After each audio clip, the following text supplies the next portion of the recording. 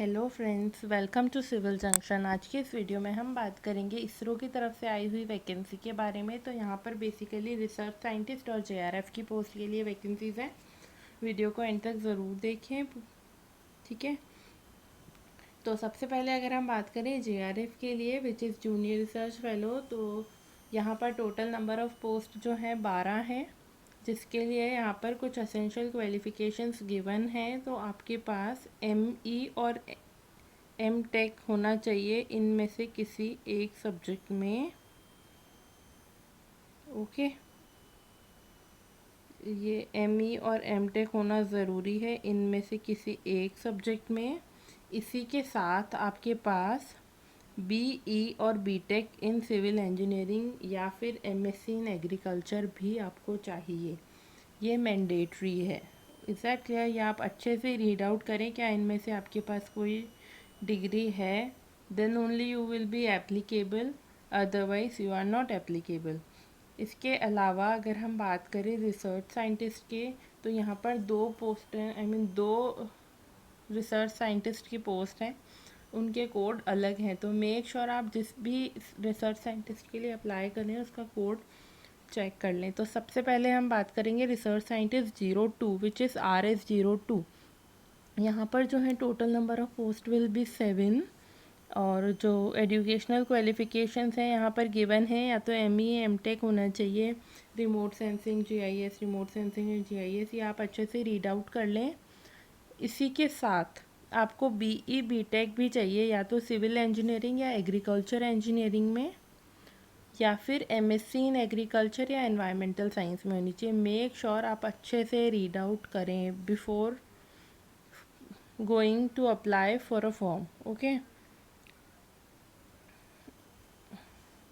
And इसके बाद जो हमारे पास पोस्ट है वो है RS07, मतलब RS07 इसका कोड है, और यहाँ पर जो टोटल नंबर ऑफ़ पोस्ट है वो है 8।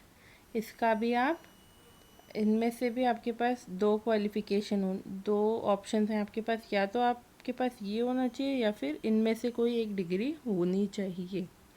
प्लीज़ अच्छे से रीड आउट कर लें बिफोर अप्लाइंग, ओके या ओके। और फिर इसके बाद हम बात करेंगे प्लेस ऑफ पोस्टिंग की, तो वो रहेगी हैदराबाद तेलंगाना में, तेलंगाना हैदराबाद में। और कंप्लीट एड्रेस के लिए हम ये देख सकते हैं, तेलंगाना स्टेट और at NRSC Balanagar Hyderabad, okay.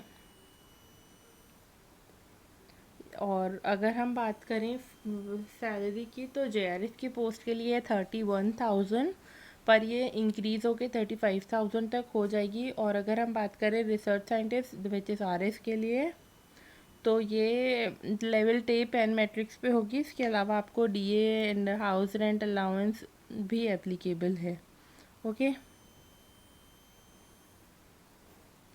और नेक्स्ट अगर हम बात करें क्वालिफ़िकेशन की, तो अगर आप फाइनल ईयर स्टूडेंट हो तो आप अलाउड नहीं हो। आप, अगर आप परसुइंग हो, आपका एमटेक स्टिल परसुइंग है, आपकी डिग्री आपको नहीं मिली, आपका रिज़ल्ट अवेटेड है, तो आप अलाउड नहीं हो।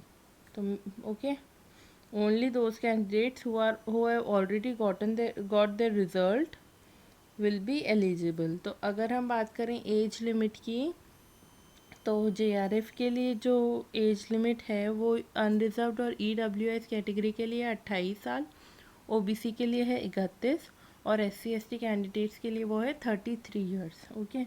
और RS01 से लेके 08 जिस भी पोस्ट के लिए आपने अप्लाई करना है, वहाँ पर अनरिजर्व्ड और EWS कैटेगरी के लिए 35 ईयर्स, और ओबीसी के लिए 38, और SC/ST वालों के लिए ये है 40 years only. Apply, how to apply, आपको अप्लाई कैसे करना है? तो सबसे पहले तो फॉर्म आप सिर्फ ऑनलाइन फिल कर सकते हो।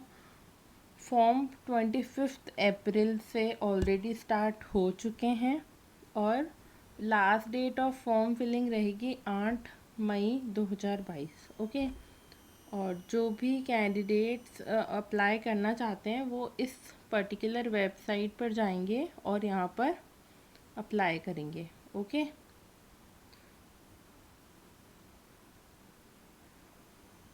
और फिर नेक्स्ट आपको कोई भी डॉक्यूमेंट अब शेयर नहीं करना है, कुछ भी डॉक्यूमेंट बाय पोस्ट नहीं भेजना है आपको, सिर्फ ये जो लिस्ट ऑफ डॉक्यूमेंट्स हैं इनको अपलोड करना है।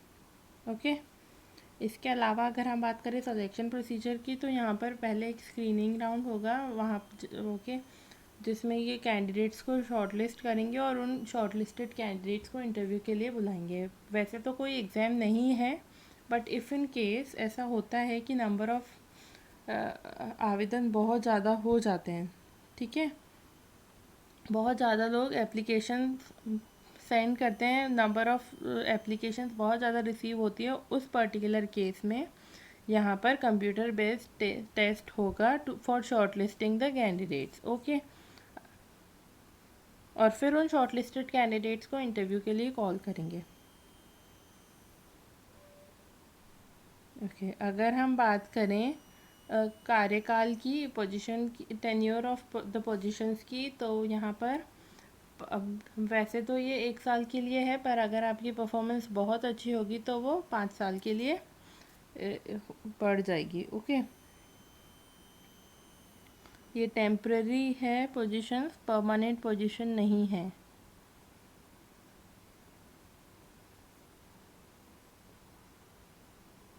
ओके, आप ऑल ओवर इंडिया कहीं से भी अप्लाई कर सकते हैं, ठीक है। या जो फॉर्म एप्लीकेशंस हैं वो 25 तारीख से स्टार्ट हो चुकी हैं, 25 अप्रैल से, और जो लास्ट डेट रहेगी 8 मई रहेगी। For more information about the interview and the schedule of the interview, आप इनकी ऑफिशियल वेबसाइट को टाइम टू टाइम विज़िट करते रहें। Okay, that's all for our today's video. Thank you. Thanks for watching. Please do share. Please do like, share and subscribe to our channel. Thank you. Thank you.